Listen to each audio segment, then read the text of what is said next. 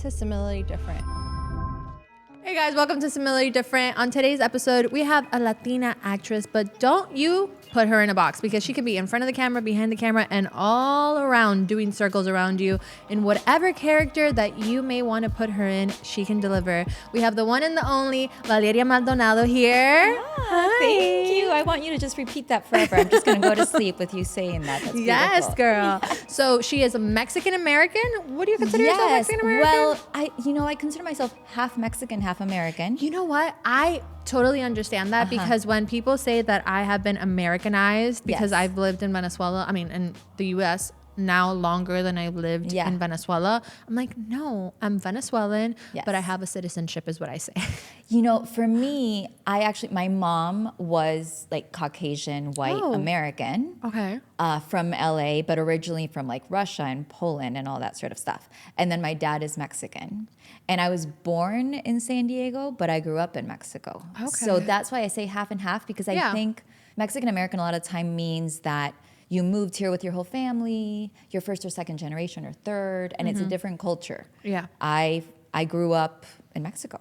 Yeah, and you truly are American and Mexican. Yeah. I love that. Maybe I should call myself an American Mexican. Mexican American. Mexican and American is better. Yeah. Mexican and American. Well, I'm so glad to have you on the show today. If you guys don't know, she recently came out with a movie called Las Tres Sisters. It's available on Apple, Amazon, Tubi, DirecTV. Okay. I bought it on Apple. Google Play. Yes. Oh, okay. We love it. So basically everywhere where you normally watch a movie, and if you don't, you could look it up on the search engine and it will show you which app has it for you. You can rent it, you can buy it, watch it as many times as you want. I actually was telling her that I watched it last night and it's such a beautiful story. Now, I don't want to butcher it, but I will tell them my opinion of what it is. Please. It's a journey about three sisters that are in different places of their lives and all come together because, is she the oldest?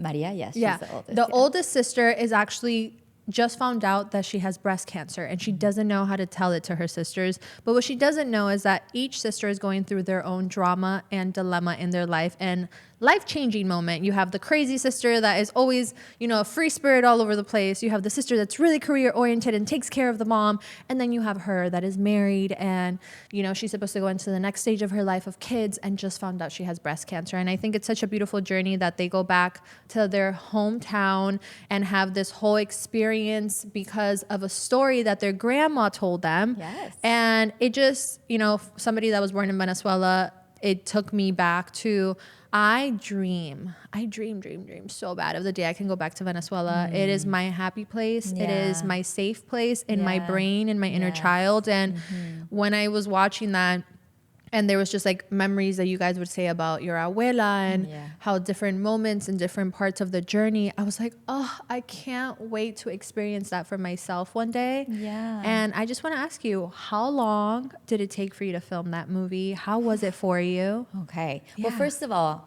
you're hired as our representative forever. Everything you just said, I was like, yeah, I don't need ChatGPT. I got you. That was amazing. Thank you. Of course. That was like the best. I was like, copy, paste. So this movie is very much an act of love and an act of friendship. We, the three of us, so it's not just me, Marta Mendez-Cross, Virginia Novello, and I wrote, produced, and star in the movie. Wow. So, yes. I did not know those little tidbits. It is our baby. And we started working on it 9 years ago. So instead of 9 months pregnancy and having a baby, we had 9 years pregnancy and had a movie. I love that. It's amazing. And it was in theaters in February. So it was just incredible to, oh my God, it took us 9 years. And then to suddenly, we were in like movie theaters and you'd see Paddington and Avengers and Las Tres Sisters. It was incredible. But yeah, it took us 6 years to write. Not so much because we were so slow at writing, but more because we weren't able to get the money. And we were dead set on knowing that we wanted to play these characters. They're very much based on us. The chemistry that the three of us have is really organic, and we know that is, people fall in love with that. And we had a lot of people love our script and be like, we'll buy it for you. We're talking like, we could have made a couple $1 million. But somebody else, a big star is gonna be in it. And we were just like, absolutely not. This is our story. And so it took us 6 years to find the money, to get the financing, to have somebody be absolutely, yes, this is your story.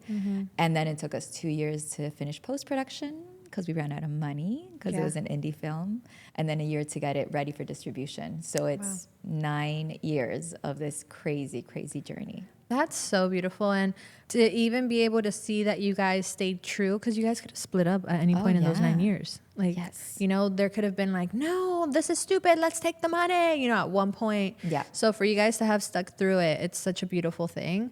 Now, when you were creating the film, what made you guys first come together? Where were you guys in that time in your life? How did you guys all meet up to be like, this is the story, and let's each put something into the storyline? So Virginia and Marta already knew each other, and they were already creating art together. They were starting to write and do that sort of thing, direct. I was more of like the naive actress that just wanted to be an actress and was like, that's it. But Virginia and I, we were friends. We were just friends. There was nothing professional, and we were like each other's confessional. We'd get together and we would just like let everything out and talk about our deepest things. And at that time, both of us were going through a journey with forgiveness. And so I was working on forgiving someone, and she was working on forgiving herself, which really, if you really go into it, when you're forgiving someone, you are forgiving yourself. It's a mirror. But we started writing about that. And it was mostly Virginia. She was like, let's write about it. And I was like, no. She said, let's write a scene. I was like, listen, this is going to take too long. Like, let's not do it. I was right. It took us 9 years, but it was worth it. And so we started writing, and then we were doing a short film. And then Marta was 8 months pregnant, and she was huge. And, she kind of felt like, oh, my career is going to be over because I'm going to be a mom. And Virginia was like, do you want to come on board and direct this short film? So she came on board. We did the short film. And the three of us, it's kind of like when you meet a soulmate romantically. We just have this chemistry. And so from the get-go, the three of us just kind of understood each other. And then we had an executive producer come on board and say this should be a feature. And by then we were like, we can't let Marta go. Like this can't be about two, because the short was about two sisters. It now has to be about three sisters. And so then the three of us came together. Marta had a newborn. And we literally wrote, I kid you not, with like a kid here, like one making dinner, the other one running the bath, like holding Maxwell, who's now 9. Wow. And that's how we started writing. And just being in each other's personal space, being super intimate to this day, telling each other what we love, what we're going through. We also find each other hilarious, which is really fun. Yeah. No, you guys definitely come on screen like you guys are real sisters. Yeah. So it's definitely visible in that. Now, when did you first know acting was more than just something that you were good at, but something that you had to do? What a good question. Oh my God. I don't know. I think I always knew as a kid that I needed to perform. I knew that, but I thought I was going to be a dancer. What kind of dance? I loved everything, but I would do hip hop, jazz back then in the 90s. Like jazz was like where was that? Like we didn't have heels and all of those things. Ballet, flamenco. Now I do salsa. But that was my dream. I wanted to be a dancer. I was sure I was going to be a dancer. And it was more like a redirect because I got hurt. And I had this injury that I have to this day. And I couldn't dance anymore. And so then it was like, but I had all of these feelings and all of these things that I needed to express. So I discovered musicals first. And it was through musical theater, and I started kind of singing, and I have been in a couple of musicals. And then I discovered acting. And I've always had a love for psychology. So it was like finding acting was a combination of performing and expressing with psychology. And I loved that. I loved that I could go deep, and I could choose what I want to talk about. And it wasn't just about how it looked. Yeah. It was, the message. And going to like different characters. Yeah. Now, I feel like the acting world, whether it's like singing, dancing, acting, performing, it's full of highs and lows. Oh my God. So how have you been able to keep yourself, whether it's any sense of performing, whether it's acting, singing, dancing, it's full of highs and lows because you're forever, trying to get a role and getting so much rejection. So how do you keep yourself up to now into balanced level now that you've been in it so much in comparison to how it was in the beginning? I don't know if I'm there yet. I'm going to be honest with you. I don't know if I'll ever be there yet. I think this whole career and also my personality is, it is up and down, and I have so many tools. Yeah. That even if I wasn't an actress, I would use. I go to therapy. We love therapy. It's really different. Therapy, EMDR, yes, meditation, a bunch of things. But also, I think honestly, this movie has been a big help because usually as an actor, you're just waiting on auditions and waiting to get picked. It's a lot of like, oh, they want me, or they don't want me. And doing this movie over the course of 9 years, listen, I didn't care sometimes. Sometimes I didn't even realize, I haven't had an audition in a month. Other actors are like freaking out. I didn't even notice. Yeah. Because I was busy writing, I was producing, I was, whatever it was that we were doing. You're feeding your soul. Yeah. And you're taking control and power over what you want to say, which I think, again, as an actor, sometimes we don't have. Yeah. And this was like, no, this is my mission. And so, channeling it into, what do I want to do? How do I want to create? Not just in waiting to get picked. Right. Do you feel yourself more when you're performing or when you're off camera? Feel myself more? I'm myself everywhere. I think acting is just getting to explore. It's like you have little straws, right? And like you pull certain straws out and you put others away. That's what acting is. But it's still an extension of me. I don't believe that I completely transform into a different person. I believe that I grab a certain aspect of myself and I make that bigger, or I suppress one. Yeah. There's a freedom to acting where you get to play and you get to explore sides of you that are usually asleep. But I do think they're all at the end me. Yeah. And you, like they're an expression of humanity. It's just different layers of ourselves that we're able to tap into and then showcase in a way that I feel like, while I'm not an actress, we talked about the commercial work. What I love about commercial work is that sometimes, even though commercial is more lighthearted, it lets you tap into something that you may be shy to, do it. And I always said, if I ever got the opportunity to act, I want to be like my dark self. Oh. Like I want that part because my branding and everything that people know me as is so pretty and clean and this and that I was like, I want to be dark if I act. Yeah. Just to like be like, allow myself to be that moment to just be like, whoa, and not be, yes. And judged it's for delicious it. to do that because I think we all have a shadow self. 1000%. And we suppress it so much. And acting gives you a beautiful opportunity to like vomit it out and explore it in a safe space where you're not actually hurting someone or you're not actually getting hurt. Exactly. And this is a whole thing. Like people think that acting isn't therapy or, for me, acting is therapy. 1000%. You're having to go into so many different emotions. Even when you have to evoke a feeling, whether it's sadness, anger, you have to bring it from something. And it comes from something you've experienced. Yeah. And from yourself, from knowing yourself. Now, the industry can be hard. Yeah. So is there something that you've learned the hard way in the industry? Oh my God, so many things. Yes, I have learned that you really never know. You really never know.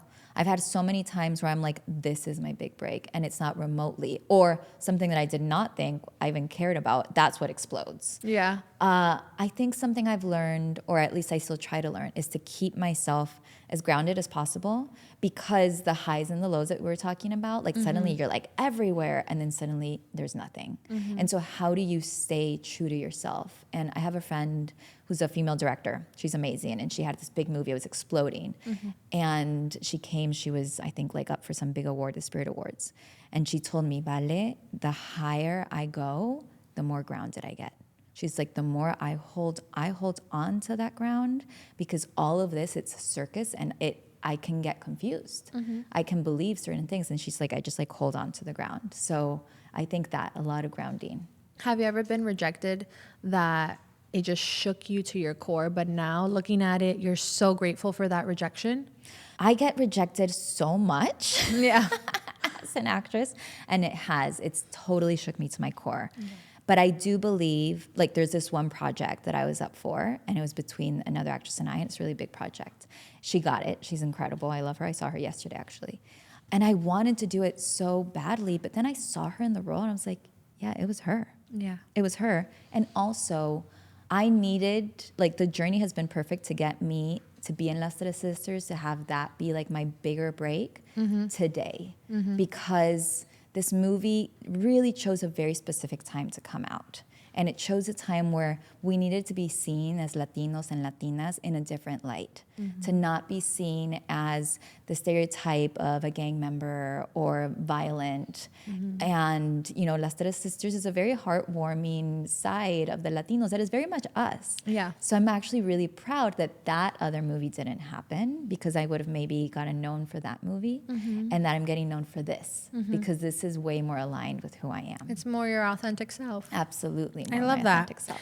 Now, do you ever feel like your talent isn't enough to book the role? Because now with social media and so many different elements going into it, whether it be because the daughter of this person or the son of that person, or the person has 300,000 followers or 3 million followers, how do you deal with that? It happens all the time, and it happens at every level. That's what I find so interesting, because I have friends that have 3 million followers, and they're going like, oh my God, like, of course they're gonna give it to that other girl because she's so-and-so, or she's so-and-so's daughter. And it's insane. It's gonna happen always. It's one of the reasons I left Mexico, actually. Oh, really? Yeah. The politics of it? Yeah, in Mexico, I felt like they really weren't looking at my talent, and I needed to be somebody's daughter, and I also needed to be blonde. And I'm pretty white, actually. Yeah. But in Mexico, they want you to be like blue-eyed, blonde. That's what's attractive. And I wasn't that. Yeah. And so I wasn't getting seen because I wasn't that. And a friend of mine who's actually really, really famous in Mexico now, she was like, Vale, they don't see you here. And I felt that, and I was like, they don't. And I just felt like there's something. And I'm half American, so I was like, maybe it's time to go back to my roots and come here. And I do feel like I've been seen in a different way here. Wow, that's beautiful. I don't think I've ever heard that from the other side. You I know, yeah. So it's really cool to actually hear that. Now, do you feel the need to ever showcase your talent for free? Because so many people are showing it online now. Because I do feel like I come across two different types of actresses, where the actresses that are creative and they need to create no matter what, even if it's doing skits or doing self-tapes and posting it on social media, and the others where they're like, this is not what I want into, and the fact that I have to do this pisses me off, and I'm not going to do it, and they're like rebellious against it, and that whole style. So where do you feel like you kind of sit in? I think I'm kind of in the middle. Okay. Because I will do things for free. For example, now I was just talking about, I do production design now. My first jobs were for free, because I was just like, I was figuring it out. I was like, what is this? Do I like this? And with social media, I enjoy what I do in social media, but I'm terrible at TikTok so far. So that's where I feel that resistance. Like Instagram, for some reason, feels organic now, feels like expressive, playful. TikTok, I feel like I'm lost, and I am having to like put on some characters so that people view your video. And so I have yet to find peace with TikTok and my voice. Yeah. I haven't found it yet. I always say TikTok, when I tell people about TikTok is like a skeleton.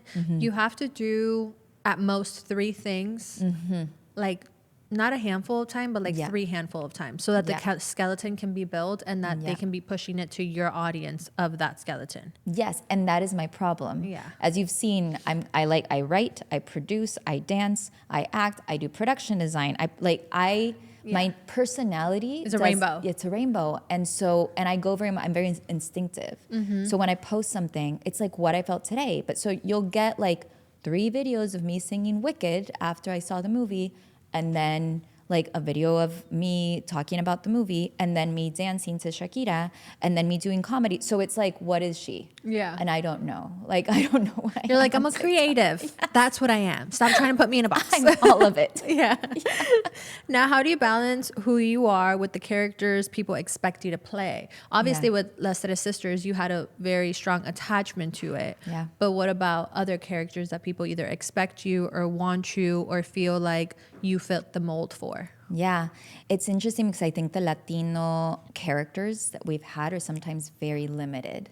And so they expect us to play, like, one of my first roles was like Castle, and I was a gang member. I was a bodyguard. Oh, wow. And little self. As a bodyguard. And I remember reading the breakdown and being like, I'm never going to book this. Why am I going in for the bodyguard? Yeah. And I booked it.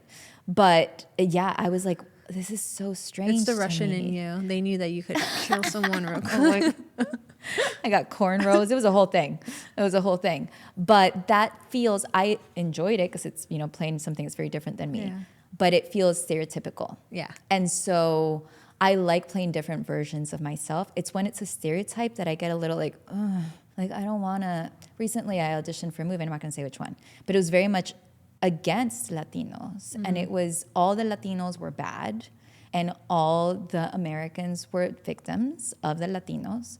And I was like, no, I'm not. She was the lead. I was like, I'm not doing it. I'm not doing it because it might give me a role, but it's giving the whole world a bad perception. And I don't want to do that. So with those things, I don't like it.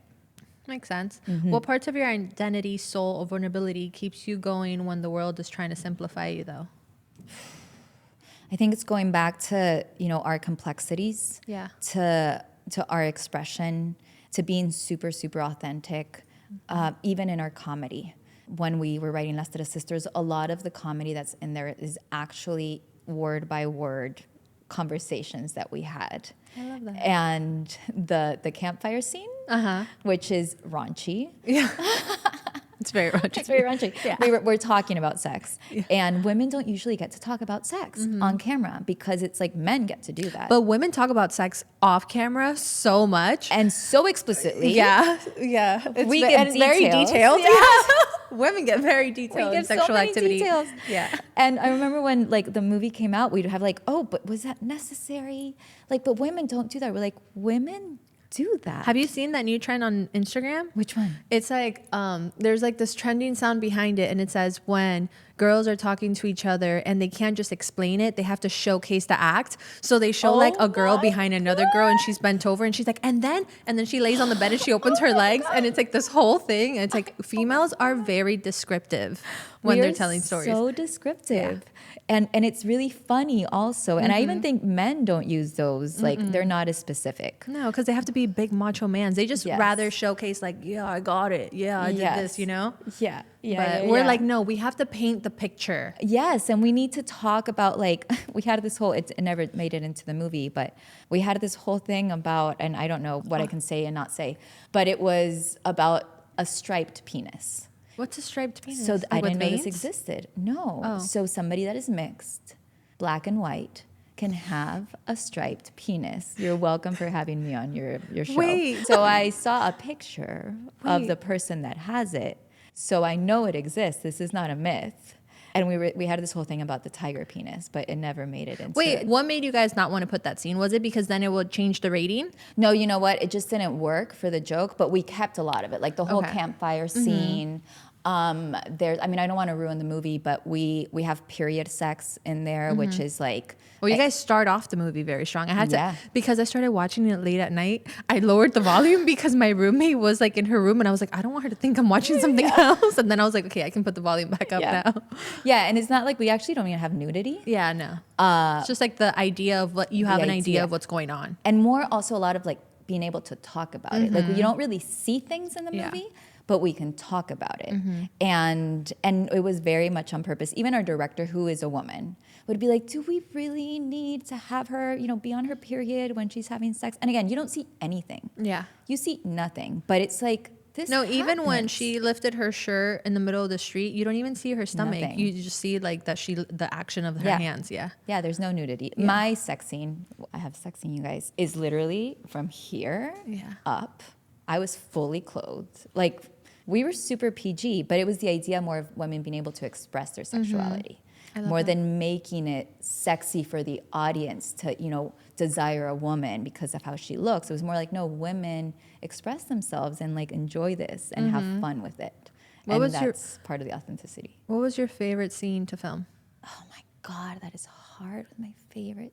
It was really fun. It was so cold, but it was really fun to shoot the party scene. Okay. It didn't make it in the cut, but we had a whole choreography. Oh. Which was super fun. The band's out there, and then we'd come and we'd do this whole kind of, the idea was caballo de rodeo, the ding ding ding ding ding ding ding ding that everyone knows. It was like that. It was supposed to be a song that everyone knows. Okay. And we were dancing, and then we had the pulque scene, and then we had Cristo and I had our first kiss scene that is also edited out of the movie. Aw. But it was such a fun scene. I missed that scene. It was super, super cute. You missed that scene because you miss kissing? I miss kissing. No. It was like- so cute because, you know, now you don't get to see the first time they kiss. Yeah. And also we had this thing happen, which was so funny. It was not scripted. But when we had our first kiss, like Gina and Lucia, it was really, really cold. And I guess we were like holding on to each other. We fell off of our chairs. So we like kissed and then our chairs went back and we hit the floor. And Cristo went, ay, mi espalda, like his back. It was so funny that then we were like, we have to keep doing this. We kept it in. So then every time we'd do another take, we'd like fall. Oh my God, poor back of his. I know. Me too. We were both like, and it was freezing, but it was so fun. Was that the hardest scene you would say also? No. What was the hardest scene? There's two. One was the Temazcal, when we're in the sweat lodge. Oh my God, yes. I was laughing at that scene. For a second, I thought you guys were doing ayahuasca. I know, it looks And like then I that, actually Googled it to be like, what is it that they're doing? And then ChatGPT told me. It's just heat. Yeah. Yeah. So for those people that don't know, a Temazcal is a sweat lodge. It is incredibly dark. Obviously, in the movie, you have to see us, but in real life, you cannot see here. It is so hot. You are completely sober. There is no substance, like you can't have any substance. And it's this whole, you always have to have two shamans like we have in the movie, a male and a female, that lead you. And there's a whole thing. It's like there's 5 doors. It's this whole process. It lasts 4 hours. Wow. But yeah, we were going through that. It was very intense emotionally. It comes off super funny in the film on purpose, but we had to actually go there, dramatically. Yeah. And it was so cold. It's supposed to be hot. It was freezing. And after that scene, Cristo and I had the scene by the water hole and we're talking. It was like freezing temperature. It's freezing. He has his shirt off. I'm drenched. And we had to do the scene over and over. We were so cold. So cold. That's one. And then the other one was another cold scene, which is the cemetery scene. We were at minus, like in Celsius. We're like at -8 or something, which is insane. And we actually had to stop filming. We had to cancel the shoot halfway through the night because people were dropping like flies. They were in the ambulance. Oh my God. We had like our AD ended up in the hospital with asthma. It was a whole thing. Wow. Yeah. And I believe that we made a mistake because with the Temazcal, we were super clear we were going into a sacred space and we were going to ask for permission. And we did with their actual shaman that was there, and we respected the space. With the cemetery, we were so worried that, because it was our last day filming, to get it all done, that we didn't go in and spiritually ask for permission. And we were running around on top of real graves. Yeah. And when everything started to go down south, it was the only day that we had things go down south. Wow. I was like, oh, we messed up. Yeah. So the next day, when we had to have an extra day before we shot, I was like, everyone was like, we have to rush. It's like sunset. And I was like, I don't care if it's sunset. Like the whole crew gather around, 150 people, and we're going to ask permission to our ancestors to be on their land. And we're also going to tell you, we're going to apologize to you for having not respected you yesterday. And we want you to know that our movie is here to honor our ancestors. So we're asking permission to let you play with us today. And then everything went great. Wow. Yeah. That's crazy. Yeah. I love that. I love that story. Now that you've released Yes. a 9-year baby of yours, Yeah. what does success feel like to you now compared to what it was before? I feel like success is such an interesting term because I don't ever really know when I'm having success or not. I think we always imagine it's going to look a certain way or feel a certain way, and it doesn't. It doesn't fully. I think for me, success, the most inspiring and exciting part of this has been not so much the attention, which we always think is what's going to be amazing, but it's having people resonate with what we created from our hearts. Yeah. So it's more the validation of what we explored, what we found funny, people do as well. That's the best part of success. It's hearing the stories. We get emails, 2-page emails of people talking about the film. It's amazing. That for me is success. And What's also success is that it's been 9 years with my sisters. I call them my sisters. And we still, to this day, have so much fun.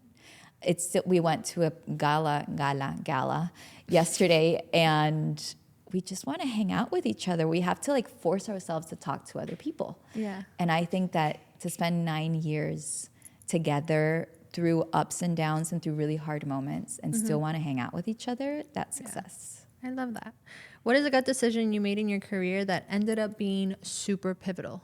Moving here, for sure. Yeah. Yeah, moving here. I didn't know what I was doing. I lied. I told this one producer that I was moving here and was there any work for me? And they were casting the Hunger Games. And she was the producer on it. And she said, come audition. I just came to audition. And I ended up staying 14 years. Wow. I ended up getting an agent. I did not get the Hunger Games. I know, I was going to ask you that. I was like, wait, were you in the Hunger Games? No, I didn't get it. But yeah, that changed my life for sure. And do you feel that there's a performance that you haven't given yet that lives rent-free in your head? Yeah, there's many. Yeah. Yeah, there's many. Tell us about one of them. I for sure want to play a dancer of some sort. Like an exotic dancer? No, that would be fun too, though. Okay. I don't know how to pole dance, but I would love to learn. Okay. But yeah, somebody that was a dancer and had to stop dancing or something like that. And I would love to play also a pop star, kind of in that same world, like in the performance. Yeah. Yeah. I can see that. Yeah. I would love to be, I grew up with Belinda playing. Yeah. I always say Belinda was the real original first Hannah Montana. Because when she made that soap opera growing up, she was literally Hannah Montana before Disney created Hannah Montana. Yes. So I think they have a lawsuit that they could go. Oh. But who knows? Who knows? Interesting. Now, when do you feel that you feel the most creative? When I'm having fun. Yeah. Play for me is super creative. And what happens when your creativity dies? How do you activate it back up? It is so hard, and it happens all the time. It happens all the time. I think I need to, well, for one, it helps to be around other creative people because it reminds me. Also, little things, but like watching a good movie. I just saw the whole TV series Dying for Sex. Like, if you haven't seen it, it's incredible. And like, I watch those and I'm just like, I remember, or even like Nobody Wants This, that was also on Hulu. It's very rom-com-y, but it's so well written. I love Nobody Wants This. I love it. And the script is like... Did you see From Scratch? I actually shared From Scratch the other day to a friend of mine, and I'm like, it was a guy. I'm like, you have to watch this. It's gonna open your soft side. Yeah. It was beautifully written, but I love Nobody Wants This as well. Yeah. And what do you think people misunderstand about life of an actor? I think people think that an actor's life is all glamour and that it's very superficial. Yeah. I was dating someone recently who told me, he was like, oh, well, your industry is so materialistic. And I was like, oh, wow, okay.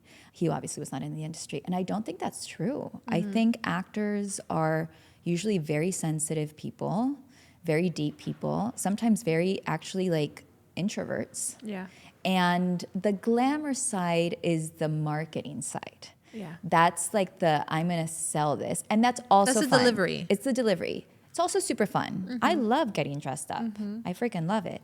But it's just one side of the coin. And underneath that, and there's also just so many periods of not having work and so much resilience in an actor's career, even when you're already a known actor, to then continue to be a known actor. So I think people label us sometimes as superficial, and I don't think we are. And what do you think keeps you going as an actor today? Because you released a movie. Yeah. So it's like, was it one box off your checklist, or was it enough to be the box that says, I'm happy even if nothing happens after this? No, I have to keep doing this for the rest of my life. Like, I just have to. It's a need in me. Yeah. It's impossible not to. So it was a check, but it more than a check, it's like an inspiration of like, oh, we did this. What else can we do? You know, the way I see it visually is when you're playing Mario Kart and you get the little star and you get like a boost. Exactly. It's like, it's not the end of the road. If anything, I just got like a, or like God finally pulled back the rubber band and said, go. Yes. So I love that. I love Yes. that because I think that some people do their career for accolades. Yes. Mm-hmm. And while accolades are great, I think that when you're a creative, you feel the most alive when you're able to simply create. Yeah. And you're able to be in the setting. Like from hosting or doing content or interviewing people, I always say I could be broke. But if I am on set doing what I love, there's a high that it gives me that no one can take that away from me. Absolutely. And no other job can give me that. Yeah. And I could have all the money in the world and be sad. Absolutely. I'm not saying that I don't want all the money in the world to at least yeah. do my projects with passion and not survival and like enjoy it. Yeah. But I have to be able to create because I'm a creative being. Yes. So I definitely understand that feeling and the necessity to just continue creating. Yeah, because it's what keeps us alive. Versus, I think if I were in an office job, and not to judge anyone that is, because some people are amazing at it, I would die. Like I would turn off. And I also amen to also having creativity and money, by the way, 1000%. because sometimes we have that starving artist thing happening, and we don't want that. We don't want that. No. We want to get paid for what we're doing and live a really good life. But yes, we have to be creative. If you're creative, whether it's and it's also social media, writing, dancing, art, visual art. But if it's in you, you just have to express it. I think it's part of the reason we're here is this lifetime. Yeah. You get to be a creative. And it was something that you said earlier that really resonated with me. I used to dance when I was younger and I stopped dancing because I got injured. And I still see, whether it was movement coaching or creative directing, I always have felt the need to express myself in different forms. Yeah. And I think that only creatives understand it. Yeah. Because like you said, 9 to 5s, people are really good at that job. And it's just kind of like a gene. Sometimes you have that gene and sometimes you don't. Yeah. It doesn't take away or make you better than the other person. Yeah. A person that is a 9 to 5, that is a CEO of a corporate company, that they are great in that. Yeah. But those that have the little gene of creativity that need to exhort it, if you don't exhort it, it's like you're hiding a part of yourself for your whole life. And even with me, I didn't dance for a really long time. And I recently did a dance class this year, actually. Oh, which one? I did it with my friend Jamie, and she was just doing a Sunday class, and I did it. And I went home and I started crying. Yeah. And I didn't cry because I was sad. I cried because so much emotion came out of me that I have had stored. Yeah. And I was like, oh my gosh. A lot of the times I instantly started thinking about people who sometimes get that one rejection and they don't ever go back to it. Just close off. Yeah. And even I saw recently Carol G's documentary. I don't know if you saw it. I haven't seen it. It's so good. Oh. It's so good. But something happened to her when she was 16 years old with an experience in the industry that made her want to quit for a little bit. Okay. And it broke her dad's heart because, his side of the family is all about music. And she said that she took a step away from music. And then she was like, I felt like a part of me was dead. Yeah. And that is how I felt for many years. Yeah. And I would journal a lot, which would help me in my creativity. I would do creative directing for artists. I would do a movement. I would be the creative director for photo shoots. But I was still on the back end. Yeah. And it wasn't about attention. It was just I needed to move. I needed to flow. I needed to release. Yeah. And I never have to do a dance video. I mean, a lot of people don't even know my dance history. Yeah. But when I did that dance class, I was like, oh my God, I just opened Pandora's box. What the heck? And I think there's so much healing in that. So as a creative, as an actor, when you're playing these roles, like you said, there is so much therapy that goes into that and also discovery of self. Yes. That is so beautiful. So I can't wait to see what other roles you play and what you step into and what other babies you have. And I hope you keep dancing because I think dancing is, we keep our emotions stored in our body so much. And we can talk about it, but it's not the same to actually move it. And my therapist recently, she was like, dance every day. She told me, to get creative and to feel good, just at home. Yeah. So I had this rule that I've kind of fallen off, but I want to get back on it, where every day, even if it was for 5 minutes, even if it was in the car, I needed to dance. And then if I could go to a dance class, that was great. But there is something so healing about having it actually go through your body. I had a guest on the show. Her name is, she's known as the Optimism Doctor. Okay. And I love her so much. But something that she says that it's her routine is the moment she wakes up, for a minimum of 5 minutes, she just plays a song. She's married and everything. And I said, Yeah. what does your husband think? She's like, yeah, he's used to it now. But she does not like ignore it. She's like, I get up and I move my body to whatever song is in my head at that day. I play and I just move. She's like, I'm not a choreographer, I'm not a dancer, I'm not professional. Sometimes it's sexy, sometimes it's funny. I just release, because you release so much from doing that. And I remember when she told me a few weeks ago, I was like, maybe that's what I just need to do. And I think about it, it's like not only cardio, but a lot of the times, if you're angry, just put music, because you will just release whatever it is that you're feeling. If you're sad, it will force you to finally cry and let it go. If you're happy, it will just energize you and like, you know, give you more endorphins. So I love that you do that. Yeah, I hope we should start doing a whole like little sequence of every day, like 5-minute videos. Not that that's a long time in social media, but you know, 30-second videos. Yes, 30-second videos. Just get up and dance. Yeah. And I really hope, you know, that one thing with this movie, well, besides see it, watch it, all that stuff on Apple TV and Amazon, I hope that other female filmmakers or and people of color, but specifically Latinas, know that they can do it. Yeah. I really hope that, you know, it's great that we're getting like this attention and I love it, but that this is just a reflection of what can happen for anyone else. And to go and, you know, create your own show, like you're doing, create your own platform, create your own movie, whatever it is that you want to do, go and do it, because we deserve to be seen. We do. We deserve to have a spot. We deserve to get the recognition. We deserve to showcase and create and make our art. Yes. So if you guys haven't watched it yet, make sure to check out Las Tres Sisters on all the platforms available: Amazon, Google, Apple TV, Tubi, DirecTV. And so right now you can buy or rent it. We will be going into streaming. I can't say where, starting August. So you kind of have from now until then to buy and rent it, because then it's going to be on streamer. I don't know if you have the streamer. So I would, you know, take advantage right now where you can watch it. $4.99 to rent. Yes. So like on Apple TV. Yeah, $6.99 to buy it. So, you know, use it, whether it's with your girlfriends, your sister, your mom, or by yourself. I'm going to guarantee you it's going to make you laugh. If you're Latina or not, you're going to either laugh with them or laugh at them, but it makes you laugh, okay? Thank you so much for being here. I loved talking to you and hearing about your journey, the movie, and just how you're living your life. And I can't wait to see what else you do and the greatness that you create. So thank you. Likewise. This is a beautiful mirror. Thank you for today. And until next time, bye.